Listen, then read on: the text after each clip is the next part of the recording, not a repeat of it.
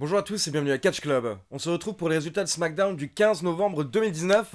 Allez, c'est parti. Le show démarre avec un résumé de la semaine dernière et donc on voit l'invasion de NXT, mais également la défaite de Roman Reigns face à King Corbin. King Corbin qui avait gagné grâce à l'aide de Robert Roode et Dolph Ziggler. Et donc justement, King Corbin fait son entrée et il rejoint Robert Roode et Dolph Ziggler qui sont déjà sur le ring. Corbin dit qu'actuellement Roman Reigns n'est plus que l'ombre de lui-même et il l'a prouvé la semaine dernière en le battant. Donc il dit que maintenant SmackDown ce n'est plus chez Roman Reigns, mais c'est le royaume de King Corbin. Puis Corbin s'autoproclame capitaine de l'équipe de SmackDown pour les Survivor Series.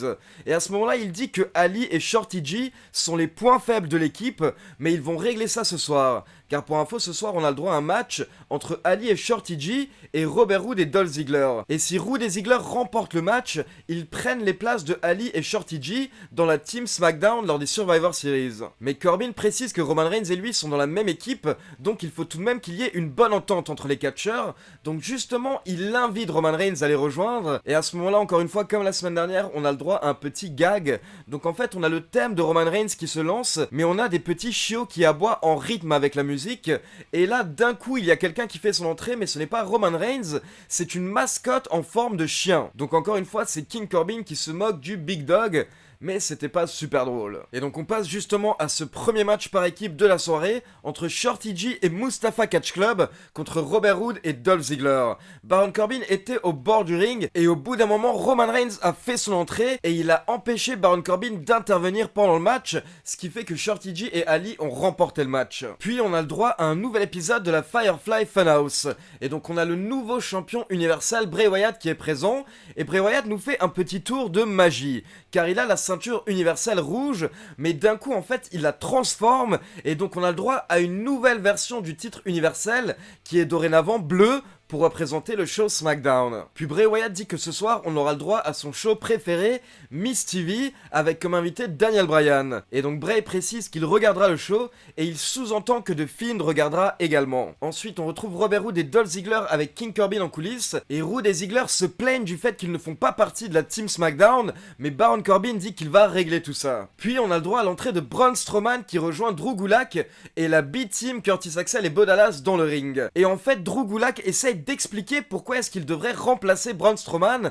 dans la team SmackDown au Survivor Series. Donc il nous montre un petit photomontage et il pointe vers l'écran, mais à ce moment-là Braun Strowman lui prend le doigt et il commence à être un petit peu violent, ce qui fait que la B-Team attaque Braun Strowman et pendant ce temps Drew Gulak en profite pour fuir, il quitte le ring, mais forcément du coup les choses ne se passent pas bien pour la B-Team et donc Braun Strowman détruit Curtis Axel et Bo Dallas. Ensuite on retrouve Daniel Bryan en coulisses qui croise Sami Zayn et Shinsuke Nakamura. Sami Zayn demande une réponse à Daniel Bryan, surtout maintenant que The Fiend l'observe. Il dit que Daniel Bryan a besoin d'aide plus que jamais dorénavant. Donc Zayn dit qu'avec Nakamura et Cesaro, il souhaite que Daniel Bryan rejoigne leur clan. Mais à ce moment-là, Daniel Bryan demande à Sami Zayn s'il va vraiment l'aider. Car la semaine dernière, quand The Fiend a attaqué Daniel Bryan, Sami Zayn a tout simplement fui. Et donc Sami Zayn essaie de trouver une réponse, une explication, et il dit en fait que quand il est parti en courant, il pensait que Daniel Bryan l'avait suivi et qu'il était juste derrière lui. Mais donc Daniel Bryan refuse l'offre de Sami Zayn, il dit qu'il n'a pas besoin de son aide, mais par contre d'un coup il conseille à Sami Zayn d'aller demander à Braun Strowman, car ce serait un choix parfait pour leur clan. Mais à ce moment-là, Sami Zayn se moque de Braun Strowman, il dit que Strowman ne leur apporterait absolument rien, car ils sont des artistes, et Braun Strowman est une brute. Mais en fait il se trouve qu'à ce moment-là, Strowman était juste derrière Sami Zayn, et donc quand Sami Zayn s'en rend compte, il commence à avoir peur, et il s'excuse de ce qu'il vient de dire, et là d'un coup on voit que Braun Strowman fixe Shinsuke Nakamura, et donc Zayn prend son poulain et il préfère partir. Donc qui sait, peut-être que ça va nous mener à une rivalité entre Braun Strowman et Shinsuke Nakamura. Puis le second match de la soirée, c'était un nouveau tag team match pour les championnats par équipe de SmackDown avec les champions Big E et Kofi Kingston contre les anciens champions, les Revival. Et ce match s'est terminé en no contest, nous n'avons pas eu de vainqueur car les 4 catcheurs ont été attaqués par The Undisputed Era, le clan de NXT qui est composé de Adam Cole, Roderick Strong, Kyle O'Reilly et Bobby Fish, les 4 champions de NXT. Et donc les Undisputed Era se sont acharnés sur le New Day et sur les Revival jusqu'à ce que d'autres catcheurs de SmackDown interviennent. Et donc à ce moment-là, les Undisputed Era ont quitté le ring. Puis le troisième match de la soirée, c'était un squash match très rapide.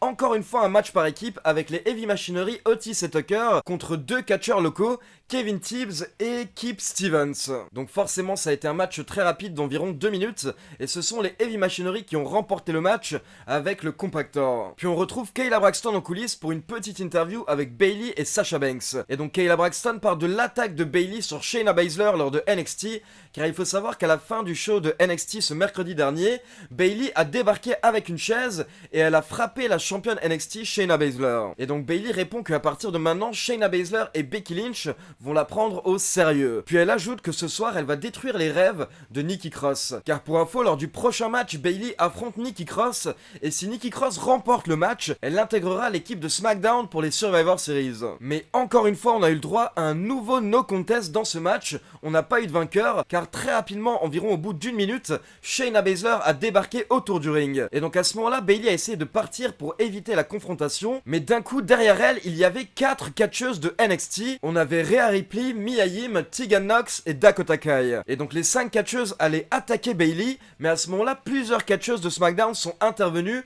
pour sauver Bayley. Donc forcément déjà il y avait Sasha Banks qui a directement frappé Shayna Baszler, puis il y avait également Dana Brooke, Carmella, Mandy Rose et Sonya Deville. Et donc les catcheuses de SmackDown se sont occupées des catcheuses de NXT, puis Sasha Banks leur a lancé un défi, et donc ça nous a mené à un match 4 contre 4, avec Sasha Banks, Carmella, Dana Brooke et Nikki Cross d'un côté, et Rhea Ripley, Mia Yim, Tegan Nox et Dakota Kai de l'autre. Et au final c'est Nikki Cross qui a donné la victoire à son équipe avec un neckbreaker sur Dakota Kai. Et il faut savoir que tout de suite après le match, les catcheuses de NXT ont voulu encore une fois attaquer Nikki Cross, mais les catcheuses de SmackDown ont pris le dessus, et donc les catcheuses de NXT ont dû battre en retraite. Puis on passe à l'émission Miz TV, et donc comme je vous l'ai dit, The Miz accueille Daniel Bryan. Et donc The Miz se demande pourquoi est-ce que The Fiend a choisi Daniel Bryan, pourquoi est-ce qu'il l'a attaqué la semaine dernière. Et d'un coup The Miz répond lui-même à sa question, et donc selon lui c'est parce qu'actuellement Daniel Bryan est perdu, Daniel Bryan est en conflit avec lui-même, car il n'est plus la personne qu'il était auparavant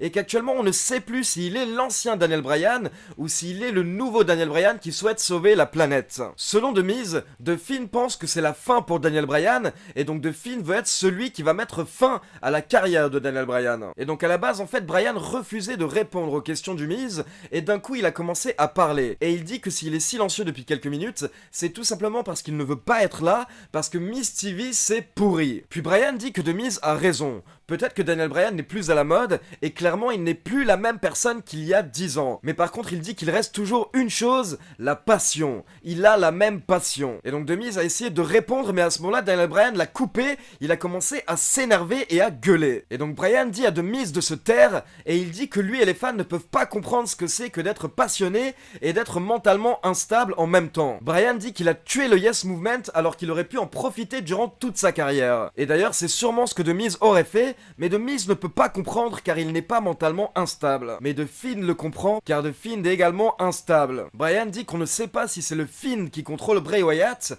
ou si c'est Bray Wyatt qui contrôle The Fiend. Et donc Daniel Bryan s'est fait interrompre par la Firefly Funhouse. Et donc Bray Wyatt dit bonjour à Daniel Bryan et il dit que c'est impoli de parler de quelqu'un quand il n'est pas présent. Et Bray Wyatt dit que peut-être que The Fiend a attaqué Daniel Bryan pour lui faire peur. Puis d'un coup il devient sérieux et il dit que c'est peut-être aussi à cause de ce que Daniel Bryan a fait. Puis il s'est remis à sourire et il a ajouté que peut-être que The Fiend s'amuse tout simplement avec Daniel Bryan. Puis Bray Wyatt présente le titre universel et il dit que si Daniel Bryan souhaite lui prendre le titre, il n'a qu'un mot à dire, le mot magique. Donc Bray Wyatt veut forcer Daniel Bryan à dire yes, alors que Daniel Bryan vient juste de répéter que le Yes Movement est bien mort et qu'il l'a tué. Donc Daniel Bryan dit non, et à chaque fois on a l'une des marionnettes de Bray Wyatt qui répond oui. Mais au final Bryan dit qu'il refuse de rentrer dans le jeu de Bray Wyatt, et il dit que si Bray Wyatt veut se battre, alors il accepte de se battre, mais il souhaite que ce soit pour le titre universel. Et donc il demande une réponse à Bray Wyatt, et à ce moment-là, Bray Wyatt imite Daniel Bryan, et il répond en faisant yes, yes, yes. Du coup, l'épisode de la Firefly Funhouse se termine avec Bray Wyatt qui est en train de rire, et à ce moment-là, The Miz confirme qu'on aura le droit à Daniel Bryan contre The Fiend lors des Survivor Series pour le titre universel. Donc voilà, c'est tout pour l'épisode de SmackDown de cette semaine. Encore une fois, on avait le droit à une invasion de NXT, mais cette semaine, SmackDown a su répondre correctement. Et à côté de ça, on a un nouveau gros match qui est ajouté au Survivor Series. Il s'agit du match entre Daniel Bryan et The Fiend de Bray Wyatt. Et honnêtement, j'ai vraiment hâte de voir ce match. Je trouve que c'est un nouveau chapitre intéressant pour The Fiend. Et comme vous l'avez vu lors de la Firefly Funhouse, Bray Wyatt a sous-entendu que The Fiend a peut-être attaqué Daniel Bryan à cause de ce qu'il avait fait dans le passé. Donc peut-être que Bray Wyatt fait référence au passé commun entre les deux catcheurs et l'époque où Daniel Bryan avait rejoint la Wyatt Family. Donc j'ai hâte de voir comment est-ce que cette rivalité va se développer, mais il va falloir développer ça assez rapidement, c'est-à-dire la semaine prochaine, car Survivor Series c'est déjà dans une semaine. Donc comme d'habitude, n'hésitez pas à me donner votre avis sur SmackDown dans les commentaires. Moi je vous avoue que j'ai bien aimé le show, mais je trouve toujours que c'est un petit peu mou par rapport à ce que j'en attendais sur Fox. Et petite info pour ceux qui n'ont pas vu la vidéo qui est sortie hier, j'ai enfin sorti l'interview de la catcheuse française Mila Smith, et donc on parle de ses essais à la WWE l'année dernière, mais également de son parcours au Japon, de son entraînement pour devenir catcheuse, des conseils qu'elle a reçus de Tom LaRufa et plein d'autres sujets. Donc je vous conseille à tous d'aller jeter un coup d'œil à cette petite interview. Comme d'habitude, n'oubliez pas de liker la vidéo, de vous abonner à la chaîne et de cliquer sur la petite cloche pour être informé de la sortie des prochaines vidéos. Ciao tout le monde!